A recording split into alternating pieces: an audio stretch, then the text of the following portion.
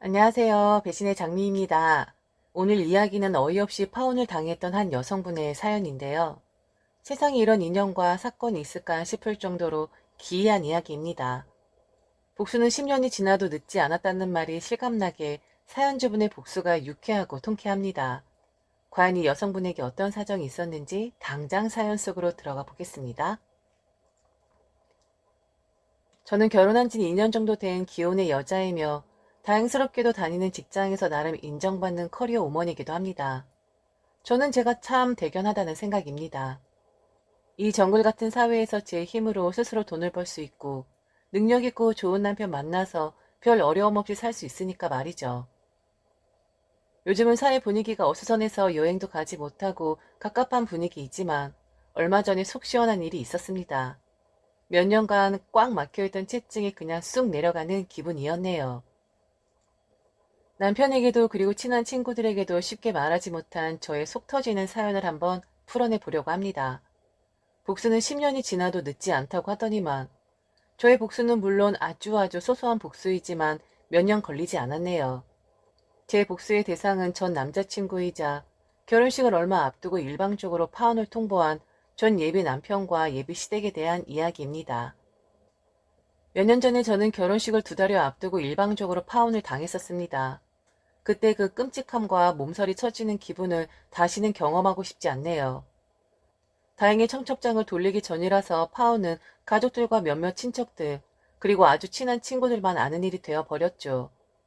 파혼 후 그 엄청났던 충격을 딛고 회사에 복귀하기까지 보름이 걸렸습니다. 덕분에 남은 연차 휴가를 마음 추스린데 다 소진해야 했었죠. 그의 여름이 얼마나 무더웠는지 모릅니다. 봄에 파혼당하고 여름에 뜨거운 태양 아래 쉬어보지도 못하고 일해야 했습니다. 아무튼 파혼당한 해는 제 인생에 있어서 최악의 해라고 해도 모자람이 없었습니다. 지금 와서 생각하면 왜 그런 미련을 떨었는지, 별 시덥지 않은 남자와 예비시댁 때문에 마음 아파했는지 후회가 되는군요. 최근에 보았던 전 남자친구에 대한 미련은커녕 남자가 그렇게 별 볼 일 없어 보입니다. 그 남자와는 회사 동료의 소개로 만났어요. 동료가 아주 좋은 남자가 한 명 있다면서 만나보라고 했거든요. 집안이 아주 독실한 기독교 집안이고 그 집 아버님과 어머님의 교회 봉사도 많이 다니셔. 그 친구도 그 영향을 받아서 얼마나 바르게 살았는지 몰라. 친구들 사이에서는 바른 생활 사나이라고 부른다니까. 결혼 상대로 제격이야. 절대 손해보지 않을 거야. 내가 장담할게. 그렇게 주선받게 되었고 그의 첫인상은 나쁘지 않았습니다. 그 당시 저희는 30을 넘긴 나이들이라서 자연스럽게 대화의 주제는 결혼으로 많이 연결되었죠. 저희 집이나 그의 집이나 30을 넘은 자식들의 혼사 문제가 엄청 중요했던가 봅니다. 저도 부모님과 친척들로부터 언제 결혼할 거냐고 닥달을 당했는데 그 남자도 마찬가지인 것 같더라고요. 집에서 결혼하란 소리 안 해요? 전 아주 귀가 따갑게 들어요. 아직 한창 젊은 나이인데 벌써 결혼해야 하나 싶네요. 저는 좀 조신하고 얌전한 여자가 좋아요. 그리고 본가가 기독교 가풍이라서 가풍을 잘 따라주는 사람이면 좋겠어요. 저는 제 솔직한 심정을 말했습니다. 집에서 결혼하라고 난리시죠. 여자 나이 30을 넘기면 다들 노처녀 취급하시더라고요. 전 그래서 명절 때 가급적이면 그냥 회사에 나와서 있어요. 그게 속 편해서요. 제 성격은 차차 경험해 보시면 되겠지만 그렇게 나대는 성격은 아니에요. 솔직하긴 한데 말 가릴 때 안 가릴 때는 아는 것 같아요. 그리고 혹시 집안에서 종교가 문제가 되나요? 저희 가족들은 카톨릭이라서요. 제가 엄청 성당을 잘 다니진 않지만 그래도 중요한 시기에는 성당에 나가서 기도도 올리고 하거든요. 저는 종교에 대해서 그렇게 상관없는데 혹시 종교 때문에 문제가 될 수도 있나요? 물론 아직 이런 질문이 시기상조인 것은 알지만 궁금해서요. 그 남자는 가풍은 가풍일 뿐 결혼의 필수 조건은 아니라고 하더라고요. 저는 여하튼 그에게 제 솔직한 심정과 고백 아닌 고백을 하였습니다. 겉으로 보기에 그는 정말 바르게 사는 사람 같았었고 이미지도 깔끔했었거든요. 어쩌면 제가 원하는 그런 남자상이라고 생각을 했었던 것 같습니다. 제 이상형이 모든 면에서 평범한 사람이었거든요. 외모도 직업도 가정 환경도 더도 말고 덜도 말고 완전히 특출하지 않은 그냥 대한민국 딱 중간인 사람을 만나고 싶었습니다. 그게 제일 힘든 일이더라고요. 그런데 그 남자가 거의 그 범주에 있는 사람이었습니다. 아니, 그렇다고 생각했던 것 같아요. 사람이 살면서 아다리가 있다고 하잖아요. 제 눈에 그 남자가 딱 제 남편감으로 보이는 아다리가 딱 맞았던 것 같습니다. 그 남자도 저를 싫지 않은 듯 몇 번의 만남 끝에 교제하자고 하더라고요. 그리고는 건전하게 아주 건전하게 연애를 했고 교제한 지 6개월 만에 제게 프로포즈를 하는 것이 아니겠어요? 피차 시간 끌 것 없다고 생각해요. 당신이 참 마음에 들고 결혼하고 싶어요. 결혼하면 잘 살 수 있을 것 같다는 확신이 듭니다. 얼떨결에 프로포즈 받고 나니 그 다음부터는 번개불에 콩 구워 먹듯이 일사천리로 흘러가더라고요. 먼저 저희 부모님께 남자를 인사시켰더니 참 바르게 생겼다고 좋아하셨어요. 그리고 얼마 안 되어서 그 남자네 집에 있는 충청도로 인사를 갔습니다. 첫 인상이 너무나 좋은 분들이라고 기억되네요. 저의 기본적인 가족 사항과 직업 등을 물어보셨고 말미의 종교에 대해서 물어보셨죠. 우리는 독실한 기독교 집안이에요. 바깥 양반은 장로로 계시고 나는 수석 집사로 있어요. 교회 개척할 때부터 우리 개인 사제도 많이 출연했고 지금도 기부 많이 하고 있어요. 우리의 이런 노력이 다 우리 아들과 며느리에게 복으로 돌아갈 거예요. 그래서 말인데 혹시 개종할 의향 있어요? 우린 다른 거 바라는 거 없어요. 주말에 이곳으로 내려와서 같이 예배도 보고 기도 시간도 갖고 했으면 좋겠네요. 어때요?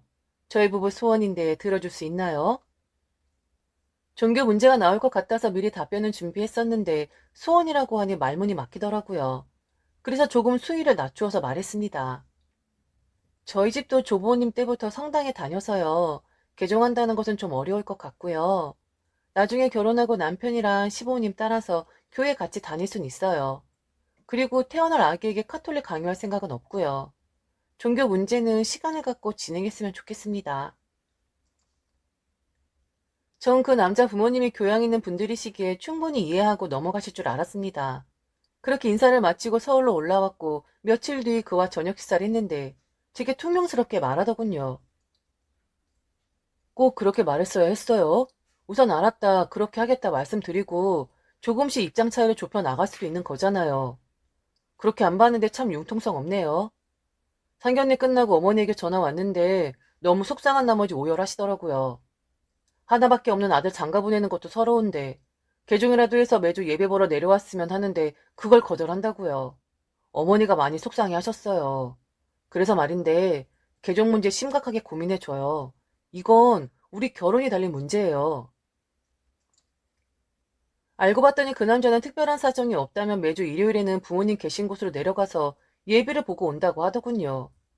그래서 며느리 될 사람이 기독교인이면 좋겠다는 것이었습니다. 외동 아들이었던 그 남자는 매주 본가에 다녀가야 하는데 그렇게 하려면 며느리가 기독교인이어야 한다는 주장이셨죠. 제가 성당이 아주 잘 나가는 것은 아니었지만 그래도 모태 신앙이었기에 너무 고민이 많이 되었습니다. 그래서 그 부분에 대해서 긍정적인 답변을 줄 수 있도록 생각해 보기로 했어요. 그런데 그 여파 때문인지 그 이후로 그 남자와의 데이트 때 뭔가 많이 달라진 분위기가 감지되었어요. 양가의 허락하에 본격적인 결혼 이야기를 하는데 반응이 영 적극적이지 않았습니다. 아직 결혼식 전까지 4개월 남았잖아요. 내가 집 구하고 나서 그때 살림살이 생각하면 되죠. 식장은 예약했고 신혼여행은 가고 싶은 곳 정해서 내게 말해줘요. 그리고 그것보다 집 문제 말인데요. 나야 지금 살고 있는 오피스텔 조금만 꾸며서 살았으면 좋겠는데 꼭 아파트를 사야 하는 거예요? 그쪽 어머니 말씀 참 부담스럽네요. 결혼 허락할 때 저희 부모님이 남자가 집을 장만하는 것이 부담이 될 수 있으니 아파트를 아예 사되 절반을 대출 없이 현찰로 지원해 준다고 하셨는데 그게 부담이었던 모양이더라고요. 아무리 기분 나빠도 그쪽 어머니가 뭐예요? 그리고 대출 없이 현금 지원해 주시는 거라서 매매한 집 담보대출 받으면 돈 한 푼 안 들이고 집 살 수 있는 거잖아요. 제 어머니가 부동산 쪽에 좀 밝으신데 심상치 않다고 서울의 목 좋은 곳에 좀 큰 평수로 사두면 나중에 이익이 클 거라고 하셨어요. 좋게 말했는데도 그는 수긍하려 들지 않았죠. 그렇게 기분 나쁜 채로 시간이 흘렀습니다. 저는 결혼식에 2달도 채 남지 않았기에 그에게 집 문제를 재촉했습니다. 주택담보대출 받기 싫어서 그래요? 그럼 혼인신고 먼저 하고 부부 공동 명의로 해서 내가 대출 받을게요. 그리고 대출금도 내가 직장 다니면서 조금씩 갚을게요. 그래도 싫어요? 저는 양보할 건 다 한 것 같습니다. 부모님이 매매 가격의 절반을 주시고 그 절반에 대해 제 이름으로 대출을 받아주겠다고 했어요. 그 정도면 될 줄 알았는데 무엇이 기분 나쁜지 꽁에 있더라고요. 핸드폰만 만지작거리고 대꾸도 없었습니다. 그렇게 말없이 어색하게 커피숍에서 차를 마시고 있는데 누군가 그 얘기 아는 척을 하더라고요. 같은 회사 사람인 듯 했습니다. 그는 사람 좋게도 반갑다고 하며 제게는 인사도 안 시키고 그 지인을 데리고 나가더라고요. 제게는 잠깐 흡연을 하고 온다고 했습니다. 그는 나가면서 핸드폰을 두고 나갔고 그 짧은 사이에 미친 듯이 문자 알림이 울리더라고요. 저는 무심결에 그의 카톡 내용을 보게 되었는데 너무 속이 상했습니다. 아마 친구들 단체 카톡이었던 모양인데 여러 명이 모여있는 그곳엔 저와 제 엄마에 대한 험담이 고스란히 있었습니다. 장모가 돈 보태줄 테니 집사란다. 여자는 혼인신고해주면 지가 대출받겠대. 남자를 속물 병달에 취급하네. 아우 빡쳐. 그리고 요즘 누가 집사냐? 일본도 집이 남아 돈다는데 생각들이 없어요, 생각들이. 그러니까 여자들은 안 돼. 그리고 난 얘만 만나면 따분해 죽겠다. 하품 나오고 졸려. 아, 결혼 없고 싶다. 저는 그가 오기 전에 얼른 핸드폰을 내려놓았죠. 순간 정신이 멍해지더라고요. 혹시 제가 그리고 저의 부모님이 그를 무시하진 않았었나? 기분 상하게 하진 않았었나? 이 남자가 이렇게 삐뚤어진 남자였던가? 많은 생각이 들었습니다. 그 사이 남자는 흡연을 마치고 돌아왔고 친구들이랑 약속이 있다며 먼저 가보겠다고 하더라고요. 저한테 윙크를 날리면서 말이죠. 터덜터덜 집으로 돌아오는데 예비 시어머니에게 전화가 왔어요. 결혼 준비는 잘 되어 가냐는 물음이었죠. 그리고 여지없이 개종 이야기를 또 하시는 겁니다. 너희들 결혼식에 맞춰서 우리 교회 담임 목사님이 너만 특별히 세례해 주시겠다고 하네.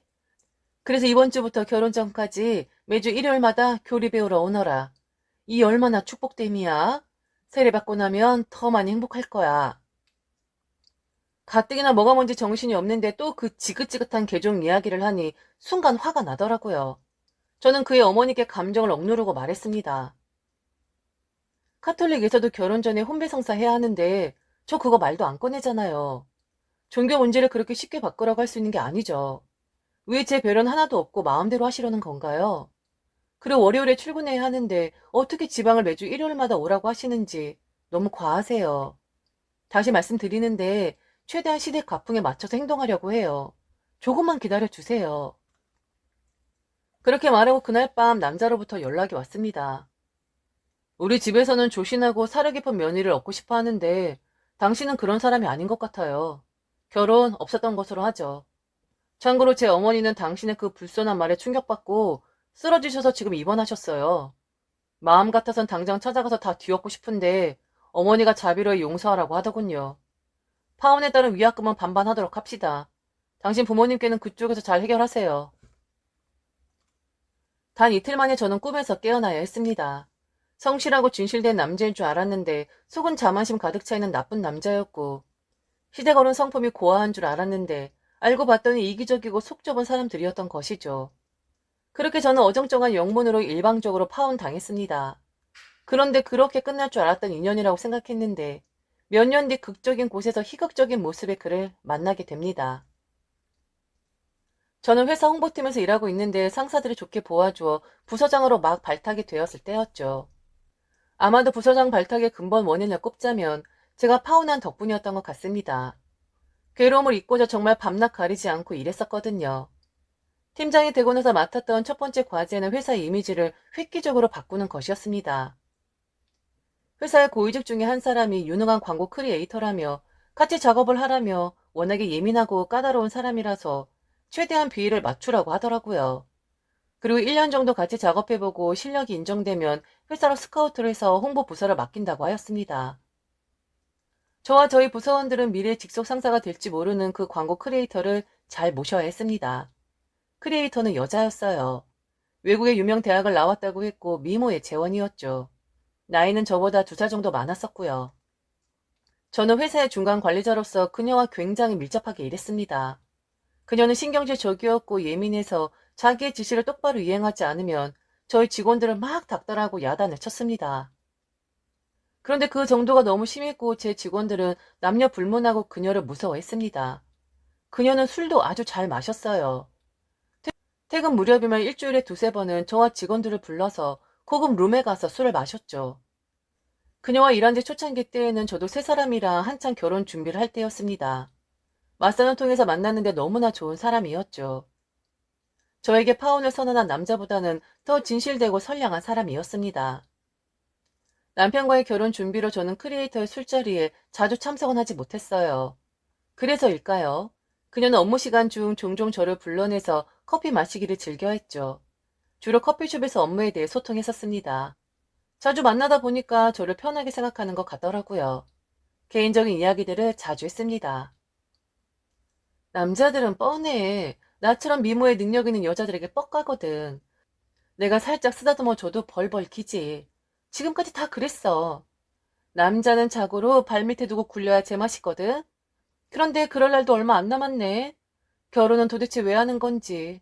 하도 집에서 난리라. 적당한 남자 하나 골라서 나도 곧 결혼해. 그러고 보니 우리 결혼 동기 되겠네. 내가 나중에 회사에 들어가거든 출산과 육아에 불편함 없이 팍팍 줄 테니까 기대하라고. 그녀는 말에 거침이 없었습니다. 아나무인 오만방자한 사람이었죠. 하지만 어쩌겠나요. 저의 직속 상사가 될지 모르는 사람이라서 웃으며 연신 감사하다 고맙다며 고개를 숙였죠. 저는 결혼 준비하며 그녀의 비위를 맞춰가며 눈꽃 힐새 없이 일하였는데 어느 날 그녀가 자신의 약혼 파티에 절 불렀습니다. 약혼식을 했고 예비 신랑을 친구들에게 소개해 준다고 하더군요. 자기는 꼭 내 친동생 같아서 부르는 거야. 와서 맛있는 것도 먹고 내 신랑 될 사람 좀 봐줘. 아마도 약혼 파티에 참석해서 수발을 들려고 하는 것 같았죠. 저는 잘 차려입고 그녀의 약혼 파티에 참석했고 그곳에서 저와 파혼했던 그 인간을 다시 만났습니다. 몇 년이 지났는데도 그 뺀질뺀질한 모습은 그대로더라고요. 그도 저를 알아봤는지 엄청 놀라는 눈치였습니다. 저는 내색하지 않고 처음 보는 사람처럼 인사하고 자리에 가서 음식을 먹는 둥 마는 둥 했습니다. 이 무슨 더러운 운명이라서 직장 상사가 될 사람의 남편이란 말인가요?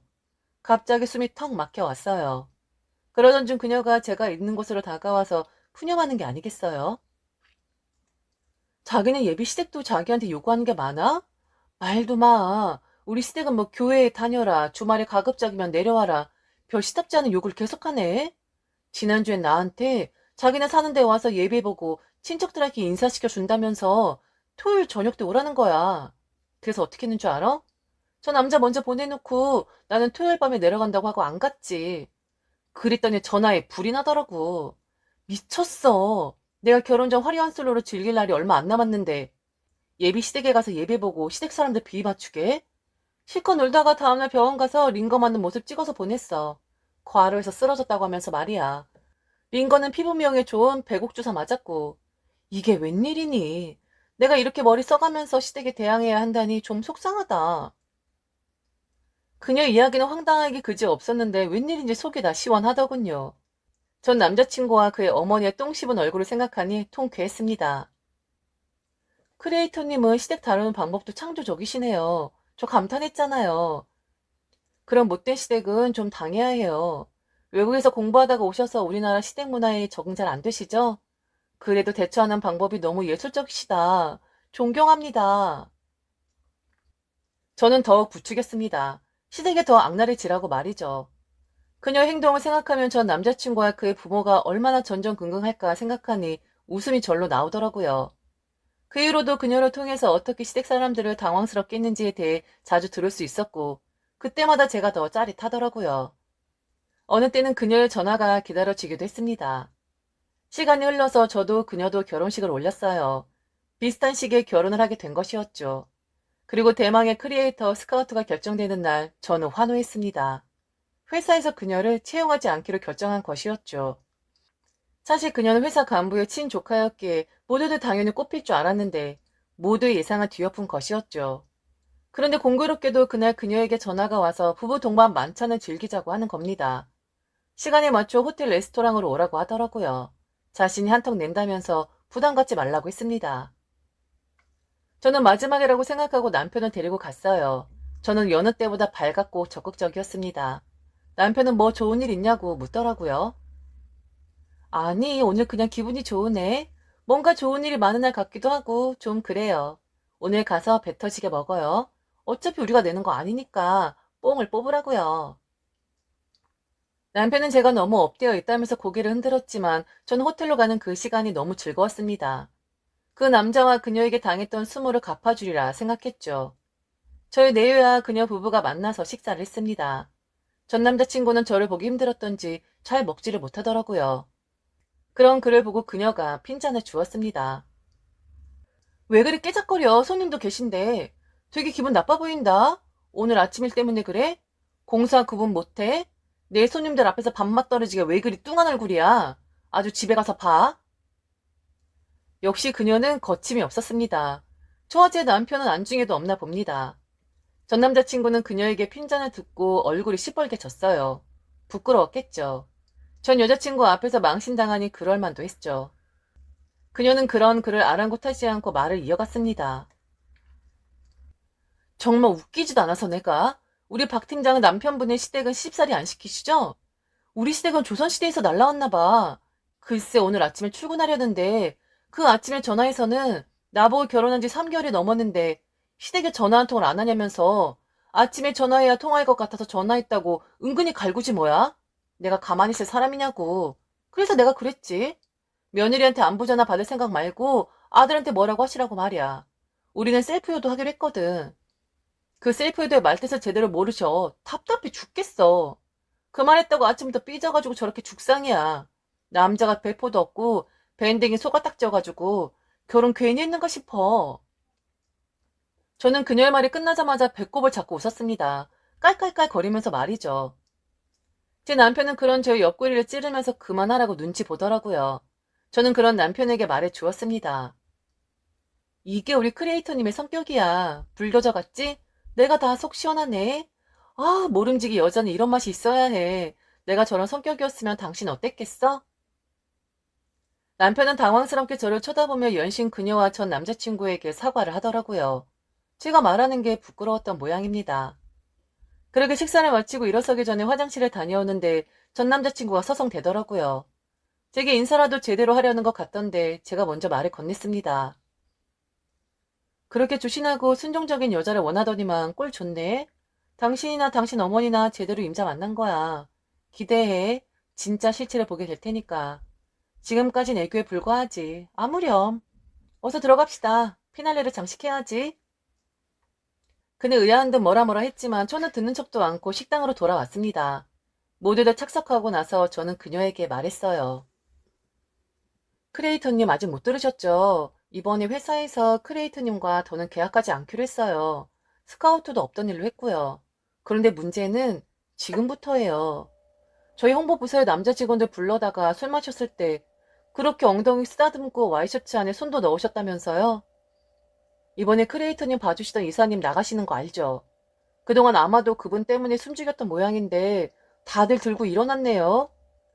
그러기에 남자 직원들 끼고 술만 마시지 어따라 손까지 쓰셨어요. 일단 경찰서 간다고 하는 거 기다려보라고 했어요. 진심으로 사과하셔야 할 것 같아요. 그리고 맨입으로 안 되는 거 아시죠?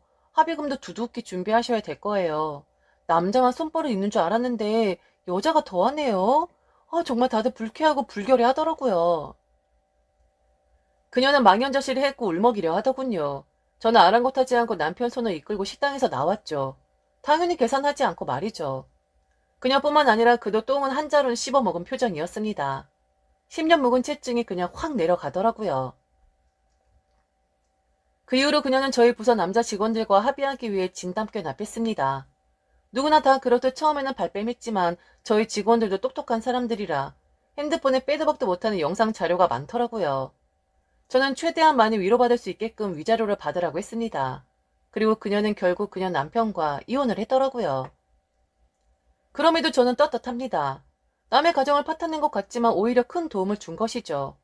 그 뒤로 그와는 만난 적이 없습니다. 우리의 인연은 호텔 만찬장의 마지막이었으면 하거든요. 아무에게도 그녀 남편이 저에게 파혼을 선언한 남자였다고 할 수는 없죠.